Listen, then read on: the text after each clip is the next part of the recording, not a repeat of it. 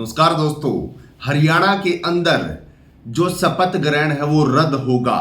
BJP के 9 विधायक कांग्रेस के संपर्क में। कांग्रेस पार्टी यानी कि राहुल गांधी हरियाणा चुनाव में जो हेरा फेरी हुई है उसका मामला लेकर पहुंचे सुप्रीम कोर्ट। तमाम खबरें सोशल मीडिया पर ट्रेंड हो रही है, लेकिन इनकी सच्चाई मैं आपको इस वीडियो में दिखाने वाला हूं कि आखिरकार क्यों बीजेपी अपने मुख्यमंत्री के उम्मीदवार को शपथ नहीं दिला पा रहे हैं। और दूसरी तरफ जो खेला यहां पर हरियाणा की जनता के साथ कांग्रेस के साथ किया गया है वो किस प्रकार से हुआ, सारी चीजें मैं आपको बताऊंगा। और इसी के साथ इन सभी सवालों का जवाब भी कांग्रेस की तरफ से जबरदस्त तरीके से दिया गया। साथियों, सबसे पहले आप सभी ने देखा होगा चुनाव आयोग के पास मामला पहुंचा था, बहुत सारी शिकायतें आई थी, वो चुनाव आयोग के सामने रखी गई थी। लेकिन एक और सभी खुलासा, उससे भी बड़ा खुलासा जो हुआ है वो मैं आपको बता देता हूं। 22,000 वोटों का हेरफेर 9 से 10 सीटों को ले डूबा। आप गणित समझिए, केवल 22,000 वोटों की वजह से मामला पलट दिया गया। और जहां पर कांग्रेस की सरकार बनने जा रही थी, 70 सीटों तक कांग्रेस की दिखाई जा रही थी, वहां पर बीजेपी पूर्ण बहुमत के साथ आ गई। इसका फंडा क्या है मैं आपको बताता हूं।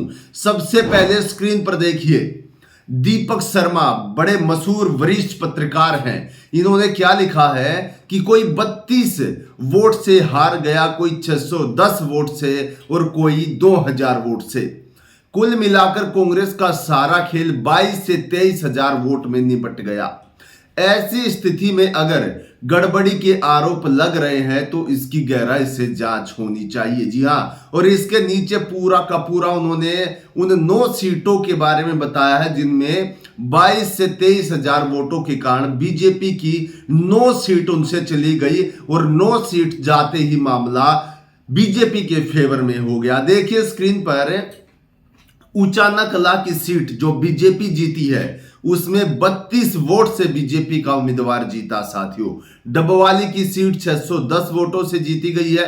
दादरी की जो सीट है वो 1957 वोटों से, असंध की जो सीट है वो 2306 वोटों से, उसके बाद होडल की 2500 वोटों से, महेंद्रगढ़ की 2600 वोटों से, उसके बाद हो गया सफीदो, रनिया, घरौंडा। इन सभी का अगर कुल मिलाकर देखा जाए तो 22,907 वोट का खेल जो 9 सीटें हैं वो 9 सीटें खा गया। यानी कि केवल 22,000 वोटों की इधर से उधर हेरा फेरी करनी थी, 9 सीटें बीजेपी के झोली में आ गई और कांग्रेस की झोली से छलक गई।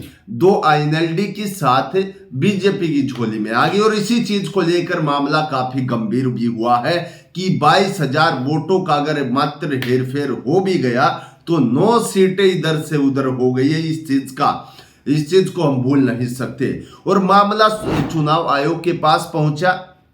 चुनाव आयोग के पास मामला पहुंचने के बाद चुनाव आयोग के जो वहां पर आपने देखा होगा 3, जिसमें से राजीव कुमार भी हैं मुख्य तौर पर। और इन्हीं चीजों को लेकर उनके सामने शिकायत रखी गई। राहुल गांधी तक का ट्वीट इस पर आया कि जो भी विधानसभा क्षेत्रों से शिकायतें प्राप्त हुई हम चुनाव आयोग के सामने पहुंचेंगे। उसके बाद खबर निकल कर आई कि मामला अब सुप्रीम कोर्ट यानी कि सीजीआई के समक्ष जा सकता है। सीजीआई डीवाई चंद्रचूड़ के समक्ष जाएगा। और उसके बाद मामला सामने ये निकल कर आया कि जिस तरीके से सुप्रीम कोर्ट ने चंडीगढ़ मेयर चुनाव, आपको याद होगा, उसमें किस प्रकार से बीजेपी सरकार को पटकनी दी थी, इन्होंने क्या चालबाजी वहां पर खेली थी। जो बैलेट पेपर्स होते हैं, पोस्टल बैलेट होते हैं, वो किस तरीके से विपक्षी पार्टियों के बेवजह रिजेक्ट कर दिए गए थे और बीजेपी को चंडीगढ़ मेयर चुनाव में जिता दिया गया था। लेकिन सुप्रीम कोर्ट ने वहां पर दस्तक देकर जबरदस्त तरीके से बीजेपी को फटकार भी लगाई थी। और उसके साथ साथ सुप्रीम कोर्ट में यह फैसला कर दिया था कि कौन जीतेगा कौन नहीं। सुप्रीम कोर्ट के अंदर यह बता दिया था कि अब आम आदमी पार्टी और जो कांग्रेस का गठबंधन से जो है कुलदीप, वो वहां से जीत जाएंगे, बाहर भी फैसला नहीं जाने दिया। इस चीज को समझिए। और इसी चीज को लेकर बताया जा रहा था कि अगर कांग्रेस को लगता है कि बहुत सारी शिकायतें, जैसे शिकायतों में सबसे बड़ी शिकायत थी कि जो कई मशीन ऐसी थी जिनमें 99% बैटरी पाई गई, और देखा जाए तो इतने घंटे जो है प्रक्रिया, वोटिंग प्रक्रिया होने के बाद 90% बैटरी होने का कोई भी किसी भी प्रकार से मुद्दा नहीं रहता है। ये इस तरीके की शिकायतें सामने आई थी, आरोप लगाए गए थे बीजेपी पार्टी पर। लेकिन इसके बाद से उनको लगातार कहा जा रहा था कि ये तो इस SI हार के बाद चुनाव आयोग जाएंगे, चुनाव आयोग पर आरोप लगाएंगे। और उसके दौरान जबरदस्त तरीके से ने अब पवन खेरा ने ट्वीट किया, और ट्वीट क्या किया स्क्रीन पर देख सकते हैं। पवन खेरा ने लिखा कि कुछ लोगों को इस बात से बड़ी तकलीफ हो रही है कि हम चुनाव आयोग से सवाल पूछ रहे हैं। वो लोग हमें सलाह दे रहे हैं कि हमें अपनी पार्टी की कमियों को दुरुस्त करना चाहिए। अगर मुझे जुखाम है और पांव में भी मोच है तो दोनों बीमारियों का इलाज कराऊंगा।